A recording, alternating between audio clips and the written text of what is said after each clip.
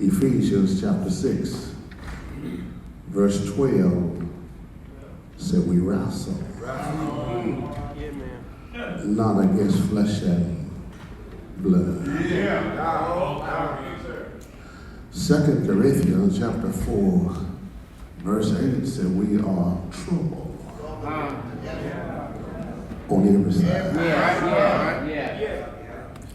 Job 14:1 said, a man that's born of a woman is of few days and full of trouble. John 16:31 said, in this life you shall have tribulation. In Isaiah or in Psalms 46 verse 1, so God is our refuge and strength, a present help in the time of trouble. Psalms 46 verse 6 said, be still. Talk to me somebody. In Exodus chapter 14 verse 13 says stand still. Yes, sir, man. Psalms 27 verse 14 said wait on the Lord. Isaiah 40:31 said but they that wait. So you don't have to be a rocket scientist to know that this is a battle. That we have to understand that it's a fight to the finish. We have to also understand, and I'll move to the text, that all of us have three enemies. The external enemy, the world. The internal enemy, the flesh. And the infernal enemy, the devil.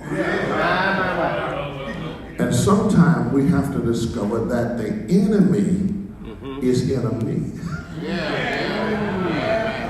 That we look in the wrong place for our enemy.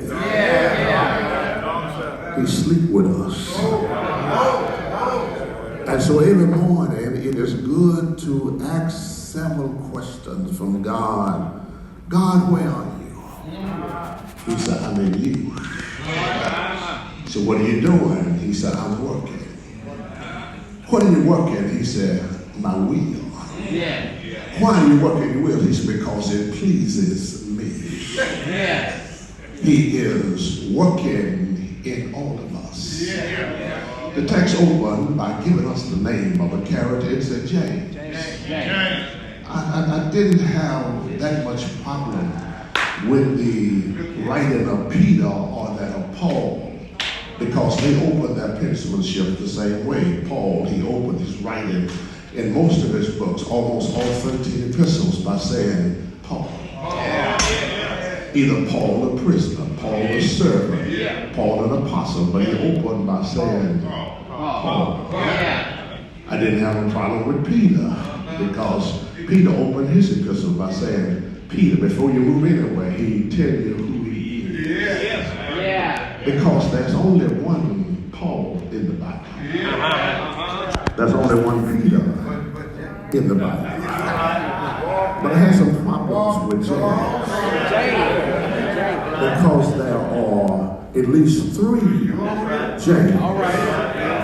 One is James, the brother of John. The other is James the Less, one of the 12 disciples. And the other is James, the half-brother of Jesus. Jesus had four half-brothers, James, Joseph, Judas, and Simon. Which James was this? I mean, he did not say Apostle James, or Rabbi James, or Archbishop James. He just said James. And so I had to do some elimination to find out which James it really was. I discovered it couldn't have been James, the brother of John. Yeah, man. Because in Acts chapter 12, he lost his head. So I scratch him off. There's another James called James the Less, but the Bible said nothing about him at all. Just call him James the Less. He did nothing but just live, ate, and die. But then it has some problems with it being James, the brother of Jesus. Because in Mark chapter 3, the text indicated that his brothers had an idea that there was something wrong with Jesus. Matter of fact, they thought that his elevator didn't go all the way to the top. They said his lights are on, but nobody's home. But because they came to where Jesus was teaching, and they stood outside of the temple and sent an usher and said, go tell James his mother and brothers want to see him. And Jesus said, who is my mother? Who are my brothers? And then he answered, my mother and brothers are the ones that do the will of my Father. And in John chapter 7, the Bible said, and the brothers of Jesus did not believe who he was. It's hard to get your family to believe who you are. Everybody will be convinced as to who you are, but your own family. You never get past your first name with your family. What happened? Well, after Jesus rose from the dead, he made several pit stops to let people see him on the other side of the grave. He allowed Mary Magdalene, we call her Mary Magdalene, her name is Mary, she came from a town called Magdalene. And so he allowed Mary Magdalene to see him, and 3 other women. He allowed his 10 disciples to see him in the upper room. One disciple was not there. Thomas wasn't there because he had conversations with Peter and the rest of them. So he didn't believe nothing they said. So he missed church that Sunday. But the next Sunday he came back, and Jesus came back again just to show Thomas who he was. Talk to me, somebody. And then he appeared to 500 brethren at once. But then in 1 Corinthians chapter 15, verse 7, he made another appearance, and it was to his brother James. It was then that James discovered who Jesus really was. And even after knowing who Jesus was, he did not put a title to his name, he just called himself James. I think James was trying to tell us that if you know who you are and know whose you are, you don't get caught up in title seeking. Talk to me, somebody. He says, James, but then he said a servant. The Greek word for servant, word doulos, is where you get the word slave from. He was a slave. Now, a slave, every 7 years, they had the obligation or opportunity to be set free. And if a slave had a good master, and the master was taking good care of him, raised him and his family, he would say to the master, I want to be your willing slave. Whenever he decided to be the master's willing slave, so it would be no problem down the road, the master would have him stand up at the door. That's right. That's found in Deuteronomy chapter 17, verse 15. Stand at the door, he would get an ice pick and stick a hole in his ear and place an earring in the ear and let him go. And everywhere folk would see him and spot the earring said, I was a slave. I was set free, but I chose to be a willing slave. I was shocked if some of the fellas walk around with these little earrings in the ear now. They have no idea where it's coming from. They use it as a fashion piece, but it really said, I used to be a slave. And I had a chance to be set free, but I chose to remain a willing slave. But the good part about slaves is that slaves didn't have to worry about a place to lay their head.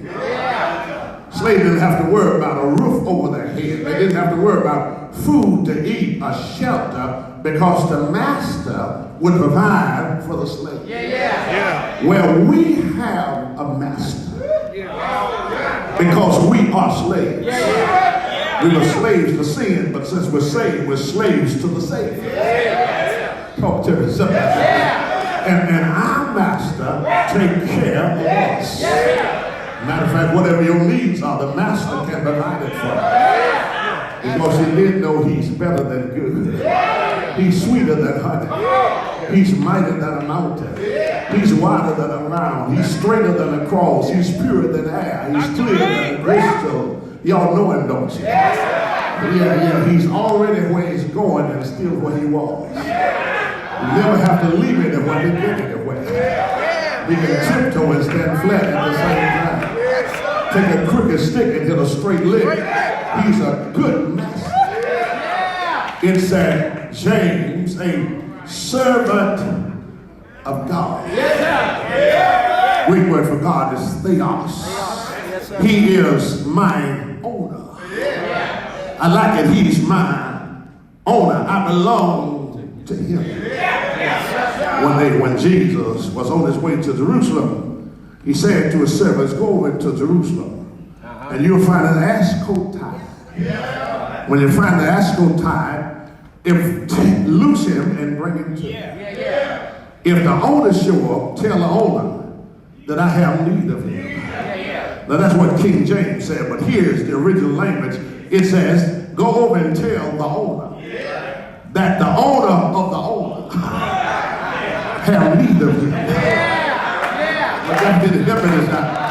And I like it because I belong to him. He said, servant of God, me, that God made me. Psalms 100 says, it is he that have made us. Not we ourselves. He said, a servant of God. Then it said, of the Lord. Kyrios, Jesus. Jesus Christ, Christos. I belong to the Father. I also belong to the Son. Little girl went out. Little boy brother went out and made himself a sailboat. He crafted the boat like he wanted it. Put a signature on the boat and placed it out in the water. Wind got it and the current got in the boat and carried it beyond the reach of the young boy. He couldn't get it. He waited hoping that the wind would blow it back, but to no avail. He saw the boat float out in the midst of the water. Every morning he'd come back looking for the boat, but couldn't find it. And one day he went downtown, past a souvenir shop. There his boat was in the window, a boat for sale. He ran in and said to the owner, oh, you found my boat. Thank God you found my boat. He reached for the boat. The owner said, sir, that boat is for sale. He said, no, sir, that's my boat. My signature is on the boat. He said, young man, that boat is for sale. He said, if you don't get this boat, you'll have to pay the price. Preacher! The young man walked out with his head down, went and found a little odd job, started washing dishes, cleaning yards, cutting grass, cutting hedges, till he got enough money to buy his little boat back. He went back, got the boat, walked out of the store talking to the boat. He said, boat, you're mine 2 times. So you're mine the first time because with my hands, I made you. But you're mine the second time because with my money, I bought you. God said that to us. So you're mine 2 times. Because with my hand, I made you. But with my blood, I bought you. James, the servant of God, the Lord Jesus Christ, to the 12 tribes.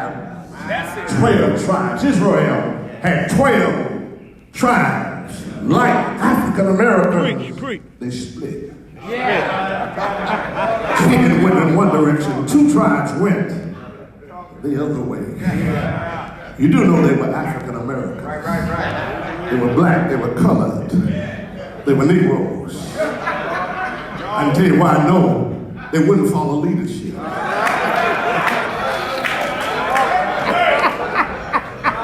They grumbled and complained all the time. They blamed their pastor Moses for everything. They stayed hungry. They wouldn't leave that burial ground. They were African Americans. It said to the 12 tribes which are scattered. The Greek word is diaspora. Preach! Dios means through. Spora means to sow. It means they were scattered abroad. Do I have a witness? God is the only person I know can take negatives and turn it into positives. Church is the only movement I know. It multiplies through division. Put the church in the water, she'll come a cleaner from a washing. Put the church in the fire, she'll come a pure from a burning. Starve the church, she'll come back with bread on her hands to feed the hungry. Talk to me, somebody. They were scattered. Now, they were scattered because they had encountered persecution. They had gone through all kind of difficulties in life. But the text seemed to indicate that it's not what you go through. It's how you go through it. Because you have to know, wherever you are, God knows about it. And God cruises around in the neighborhood to see if he can find somebody he can trust with trouble. He can't trust everybody with trouble. Y'all don't hear me this time. Some people go through all the hell you've been through, they'll take a gun and blow their brains out. Others go through it and say, though you slay me, yet will I trust you. Have to learn how to handle trouble. Watch what it says. He said, greetings. That's verse 1. Kairos, Greek word for greetings. It means leap for joy. Preach, Dad! Wait a minute, Lord. I'm going through hell and high water. And you telling me to leap for joy. We got it there. Let me see if I can put it in lap. You know how years ago we had cassette players. And if it was something you wanted to hear at the end of the tape, instead of you listening to the whole tape, you hit the fast forward button to get to what you wanted to get to. Well, Cairo means hit the fast forward button. I wish I had some evidence out. You know, let me see if I can push another. You know how you start reading books and there's a mystery story and you get interested in it, but you ain't got that much time. You go over to the end of the book and read the outcome. I got it to help me there. And then you go back and start reading it again. It said, look to the end as to what you're going to encounter. Then verse 2, he said, my brother. Greek word for brother is the word armas. It means from the same womb. See, really, there are only 5 births in the Bible. Soil birth, surgical birth, sac birth, Savior's birth, and saint's birth. Genesis 2:74, man from the dust of the ground, that's the soil. After God made man, he performed surgery on him, took a rib from man and made more man. Surgical birth. After Adam and Eve impregnated her, she brought forth Cain, Abel, and Seth in a sack. Every woman that after when you get pregnant, you carry a baby in a sack. That's sack birth. Sack birth! The Holy Spirit leaps upon me, we impregnate her. to bring forth the Savior of the world. That's the Savior. The Holy Spirit brought us from darkness to the marvelous light, give us new inspiration, new aspirations, start looking with new observations, counting with a new calculation. That's the saint's birth. Yeah. And when we're born again, we are connected from the spiritual womb. Yeah. That means maybe you've never seen me before, but I'm your brother. Talk to me somebody. We're in the same family together. These are my brother and count. Yeah. Weak word for count is a Gale line. The word a Gale line is banking terminology. It comes from the idea of a spreadsheet. Spreadsheet, you get ready to make a big loan, you got to present a spreadsheet. Spreadsheet have your assets and your liability. Your income and your expenditures. We have a tendency to do that in life. We say, I've had some good days. I've had some hills to climb. I've had some weary days. Yeah. I've had some lonely nights. Yeah. But when I look around and think things over, my good days outweigh my bad days, so I won't complain. James says, stop doing that. James said, count it all joy. You got to hear it. Because what you thought was a good day might have been a bad day. And what you thought was a bad day, I wish it had some heaven. It might be a good day. We thank God for our friends, and we work God about our enemies. Might be just the opposite. Because it's your enemies that make you. Your friends pacify you. Y'all don't like it. I've been in church where I pastor now 48 years. After I was there about 2 years, I had a group to rise up, decided they didn't want me to have an anniversary. They fought the ones that was having it, talked about the chairman and called them Frank lovers and all that kind of stuff. And during my words and remarks, I said, I want to thank those of you that made this day possible. But above all, I want to thank those of you that tried to stop it. I said, because you're the ones making me a preacher. Not the ones that pat me on the back, but the one that stabbed me in the back. And even when somebody stabbed you in the back, it means you still in the front. Have I got any help in this house? Psalms 110 said, sit still. While I make your enemy your footstool. I didn't think much about that till one day I was in the house trying to change some light bulbs. And short as I was, I couldn't reach the bulb, so I had to get a stool and step up on the stool to reach what I was trying to reach. And while I was up there, the Holy Spirit said, that's what I've been trying to tell you. Your enemies will help you reach some stuff you couldn't reach without your enemy. Because you know what your enemy will do? They'll send you to the scripture. Your enemy will have you praying your way through situations. Your enemy will have you going to church when you don't feel like going. When you get church going, knee bound and Bible reading all together, look out. Watch what God is going to do in your life. He said, count it. Do I have a witness? Man and his wife went over to foreign soil.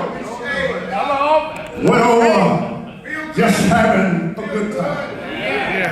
When you're out of the country, you try to find something to get into. Can't hardly read to write and don't know who to ask. They went to a souvenir shop. While browsing the shop, the wife spotted a cup sitting high up cup on the shelf. She moved around the store, kept watching the cup. She came back and looked at it. Husband said, baby, you want to see that, don't you? She said, yes. I need to get a closer look. Said to the store owner, would you get that cup on the top shelf? My wife would like to look at it. Brought the cup down. She started admiring the beautiful cup. All right. Said the husband, I've never seen a cup with this type of artwork that looked this pretty in my life. And while she was talking to the cup started talking back to her. The cup said, I haven't always been this pretty. But once I was just a lump of clay in the hand of the potter. Potter took me, started shaping me, started molding me, started configuring me. And I said, while he was mashing me, man, you hurt me. Please stop mashing it. The potter said to the cup, not yet. So he took me and put me in the oven and turned the fire up. And I said to the potter, sir, I'm so from the mashing. I can't stand the fire. Please get me out of here. The potter looked at the cup and said, not yet. He kept me there until he got me baked and brown. Then he brought me out and put paint all over me. I said, man, I'm so from the mashing. I'm on fire from the heat. Now you're suffocating me with the paint. Please leave me alone. The potter said, not yet. He got the cup, put it back in the oven, turned the fire up again. The pot looked through the oven of the stove and said, sir, I can't stand no more. I'm still so from the mashing. I'm on fire from the heat, suffocating from the color, the paint, and now you're burning me to death. Please take me out. So the potter just looked in the oven, shook his head, even though he was saying, not yet. He said, then he brought me out of the oven and gave me a mirror.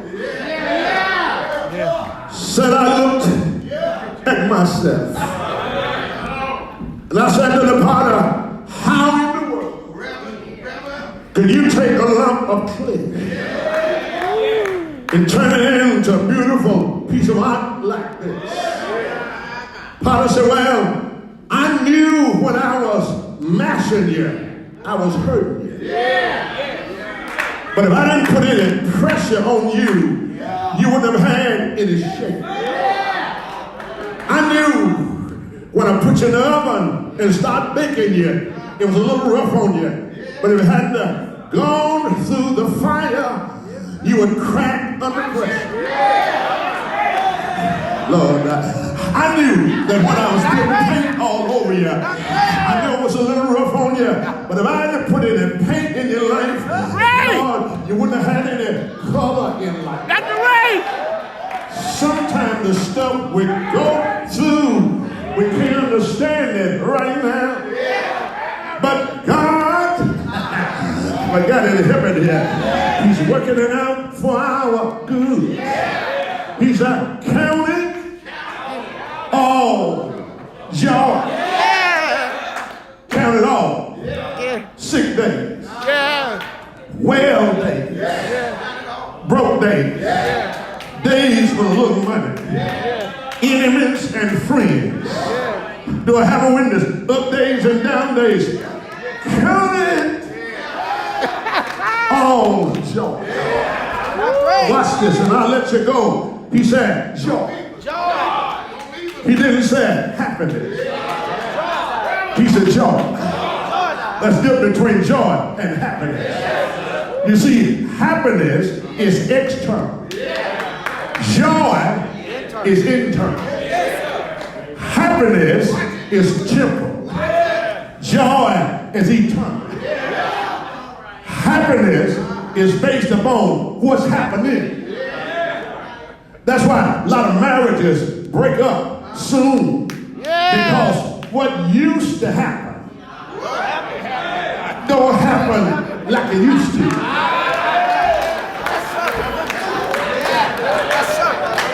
Have I got any help in this house? But joy is based upon Jesus. Count it all joy. Watch this. When. Notice he didn't say if. But when. Y'all don't hear me. Let me say it one more time. When. Because you're going to run into something. I know. I feel sorry for people, especially preachers, that rejoice when another brother is going through. Because trouble got your name on it. I got it to help me this out. It said, when you fall, Greek word is periopipto for the word fall. Here's what it means. You remember that story in Luke's gospel when the man left Jerusalem on his way to Jericho and he fell among thieves. And he experienced the ups in life. He was beat up. He was passed up. He was looked up. He was picked up. He was oiled up. He was bandaged up. He was carried up. He was filled up. He was paid up. But he ran into something that knocked him down. I don't know if you know it or not, but when you're traveling this life, you might run in, not you might, you can run into some kind of temptation. Y'all don't like that. And I don't care how strong you are, you can't wiggle your way out of every situation. Let me go and leave y'all. I can stay here all day. Count it all joy when you fall in the divers pechulas. The word for divers, that means multicolored temptation. That all temptations don't look alike. Some temptations come in the form of a red skirt. But some temptations come in the form of a quick dollar. Have I got a witness? But can I tell you, temptations will show up. Now I know I'm dangerous when I say this. Temptation is not sin. Yielding is. Have I got a witness? Perosmos, the Greek word for temptation, it means God is trying to take you through experiences. Because it is the experiences that you have in life will help you get through the next situation. That's why in life, whatever you go through in life, it's good to write it down and find it. Lord, 10 years ago, Lord, you lost your job, write it down. Put it in your faith file. 9 years ago, you got turned off from the church, write it down. Put it in your faith file. 8 years ago, somebody shot at you, write it down, Lord, and put it in your faith file. So when you run into situations that's coming ahead of you, go back to your faith file and say, you brought me through this, and he can bring me through this. Have I got a witness here? He said, count it all joy when you fall into divers temptation. Have I got a witness here? I needed to have an example to help me make it through temptations when they would come up in my life. So I called on the person that I know could get me out. I said, Jesus, I need you now to help me make it through temptation. The Lord said there are 5 things you can write down, it'll help you out.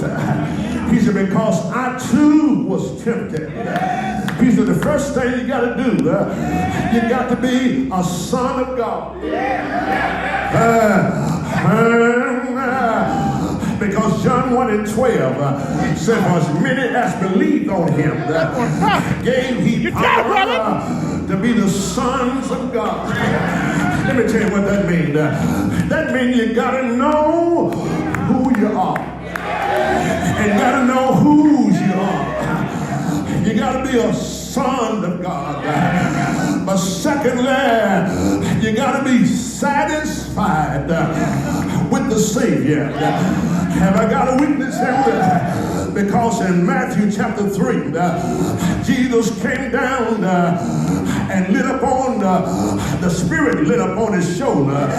And God said, this is my beloved Son, in whom I am well pleased. Have I got a witness here? So that means you got to be satisfied with the Savior. Can I let you in on a little secret? Wherever God give you, be satisfied with that. If it's only 2 members or 2,000, if they came from God, be satisfied. You see, the way the devil can get you, he gets you when you're dissatisfied. Have I got a witness?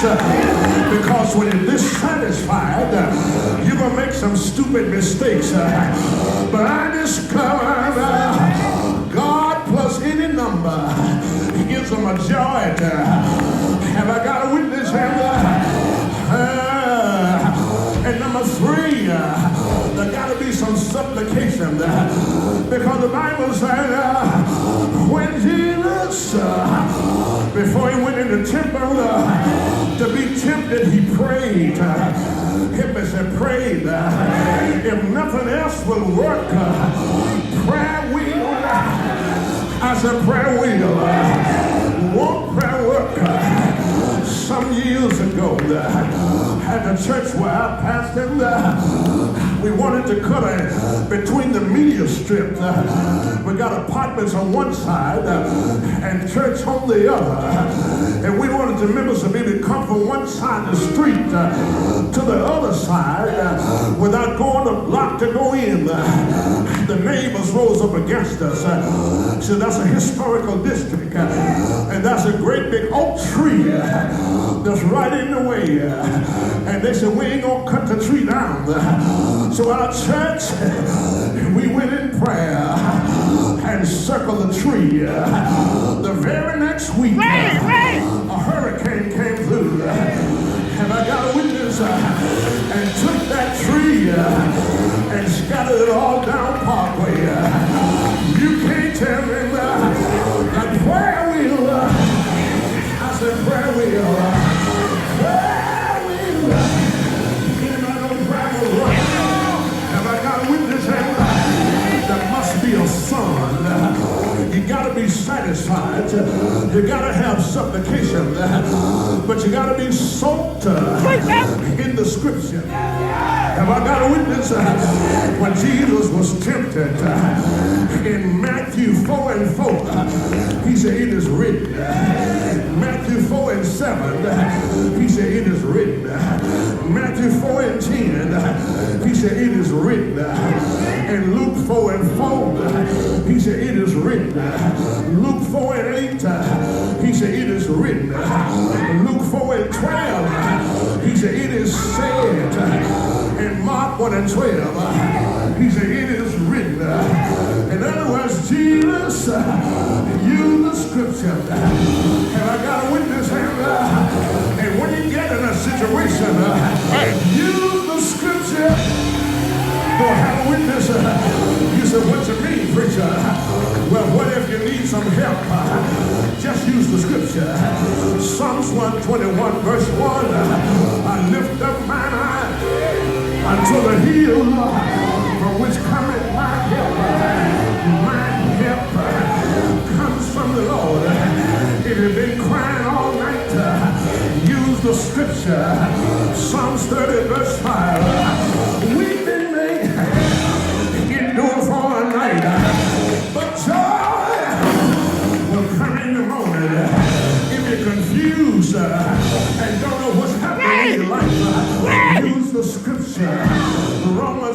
28, and we know that all things work together for good to them that love God and to live who are the called according to his purpose. Number one, you gotta be a son. Number two, do I have a witness? You gotta be satisfied with the Savior. Number three, you gotta have supplication. Number four, you gotta be soaked in the scripture. But number five, you gotta be saturated with the Holy Ghost. Have I got a witness? Because Matthew 4:1 said Jesus was led up into the wilderness by the Spirit. Luke 4:1 said Jesus, full of the Holy Ghost, went into the mountain. Mark 1:12 said the Spirit driving him. Have I got a witness? Matthew said he followed the Spirit. Luke said he was full of the Spirit. Mark said he was forced by the Spirit. Can I tell y'all today, if you follow the Spirit, if you're full of the Spirit, if you're forced by the Spirit, the devil can't do you no harm. Have I got a witness? Just shake one hand. Say, neighbor,